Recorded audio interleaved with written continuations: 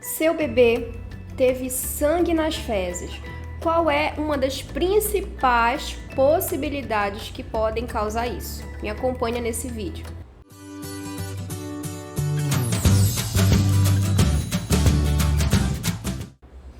Olá, seja bem-vinda a esse canal. Eu sou a doutora Bianca Caluf Negrão, sou médica pediatra. Se você é novo por aqui, já se inscreve. E hoje nós vamos falar um pouquinho sobre a alergia à proteína do leite de vaca. Uma situação que eu mesma vivenciei na prática, porque minha segunda bebezinha, minha segunda filha, a Laura, teve por 2 longos anos. E hoje nós vamos conversar um pouquinho sobre quando suspeitar da alergia ao leite de vaca e o que você pode já fazer enquanto procura o diagnóstico, confirma o diagnóstico com o seu pediatra, um acompanhamento com a sua nutricionista e com o gastropediatra. Bom, em primeiro lugar, é importante a gente entender que existem 2 tipos de alergias. Existe a alergia IgE mediada, que é uma alergia imediata, e existe a alergia não IgE mediada, que é uma alergia tardia. Geralmente a PLV ela se encontra nesse grupo, mas existem algumas crianças que têm alergia imediata ao leite. É aquela criança que consumiu ou tocou ou teve algum contato com leite ou os seus fragmentos com a proteína e ela já reage de forma a ficar com urticária, edema, prurido, que é a coceira, então ela reage imediatamente. O que também a gente observa com outras coisas, né? Quem tem alergia de pirona, consumiu de pirona já manifesta aquela alergia ali na hora. E a não IgE mediada, que é a principal característica das APLVs, que é a alergia à proteína do leite de vaca, é aquela tardia. É aquela que você consome aqui no dia seguinte, e ela vai manifestar uma semana depois, às vezes até 2 semanas depois. Então ela leva mais tempo para responder, para dar o sintoma, assim como ela leva mais tempo também para tirar o sintoma. Por exemplo, se eu parei de consumir aquela proteína que estava me causando mal, eu ainda vou ter sintomas alguns dias, até que 1 ou 2 semanas depois apresenta a melhora. Isso é importante a gente saber para não se confundir quando tira, por exemplo, a proteína do leite, o bebê continua tendo sintomas. E por falar em sintomas, quais são esses sintomas que você vai observar no seu bebezinho para pensar em APLV? O primeiro sintoma, o principal, é o sangue nas fezes. Então esse bebê vai ter diarreias ou às vezes nem sempre tem, mas você vai observar raios de sangue na evacuação dessa criança. Geralmente é no primeiro ano de vida, a grande maioria começa a manifestar ali com 2, 3 ou 4 meses. Então é bem no comecinho da vida mesmo. Inclusive o bebê que está em aleitamento materno exclusivo, que não toma fórmula, pode ter essas reações por meio da proteína do leite de vaca que a mamãe consome também, tá? Então isso também é possível. Mas além do sangue nas fezes ou da diarreia, existe um sintoma mais inespecífico, que às vezes até leva a gente a retardar o diagnóstico, que é a constipação. Então, muitas vezes esse bebê faz cocô seco, duro, cocô em síbalos, que são bolinhas de cocô, num bebê que só mama. Isso não é normal também, que foi o caso da minha filha. Por isso que eu demorei um pouco a identificar a PLV dela, porque ela teve constipação e não a diarreia com sangue, mas ambos podem ser sintomas e sinais. Outro sintoma ou sinal tem relação com a pele da criança. Então a pele fica extremamente seca, descamativa, pode causar dermatites frequentes no rosto, no tronco, nos bracinhos. Isso também pode ser um sinal, mas não analisado isoladamente. É um conjunto de sinais. O outro sinal, problemas respiratórios. Então a criança vive tendo coriza o dia inteiro, rinite, espirros, sempre está secretiva e não é gripe e não é resfriado. Pode ser sinal também da alergia ao leite de vaca se isso se prolonga por muito tempo e associa com os outros sintomas.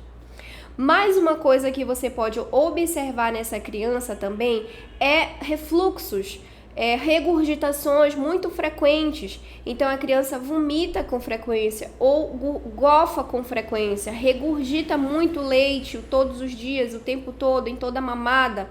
Geralmente as mamadas são irritativas, a criança não relaxa, ela não fica tranquila, parece que ela está em sofrimento quando vai tentar mamar. Isso também pode ser um sinal da PLV. Além disso, você vai observar que é um bebê muito chorão, mais do que o normal. Todo bebê chora, isso é importante que vocês entendam. Mas é aquele bebê que chora muitas horas por dia. E não é aquele choro da irritabilidade no final da tarde, que é muito normal em todas as crianças. Mas essa criança que chora no fim da tarde, muitas vezes ela tem a cólica do lactente. E de manhã ela é tranquila.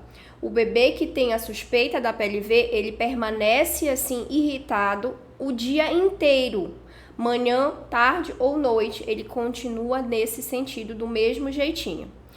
E na suspeita da PLV é importante você consultar o seu pediatra, um gastro, uma nutricionista para te auxiliar nesses casos, principalmente se você conseguiu definir o diagnóstico, que é feito por meio da exclusão da proteína da sua dieta, avaliação da criança 2 a 4 semanas depois e uma reintrodução chamada TPO, teste de provocação oral, que deve ser feita com acompanhamento do seu médico pediatra ou do gastropediatra. Isso é muito importante, tá? Definir o diagnóstico não é taxativo que você vai precisar das fórmulas infantis. Se o seu bebê está em aleitamento materno exclusivo, ele vai continuar em aleitamento materno exclusivo. O que vai ocorrer é que você vai ter que remover da sua alimentação toda a proteína do leite, derivado da proteína do leite e traços do leite que você identificar nos alimentos. Então, ler rótulo quando for comprar alguma coisa em supermercado. Você vai precisar também trocar esponjas de lavar louça, importante também, algumas louças plásticas que já tiveram contato com leite, você vai precisar trocar por novas e específicas só para você usar. Liquidificador que já bateu leite ali também vai precisar comprar um novo só para você usar.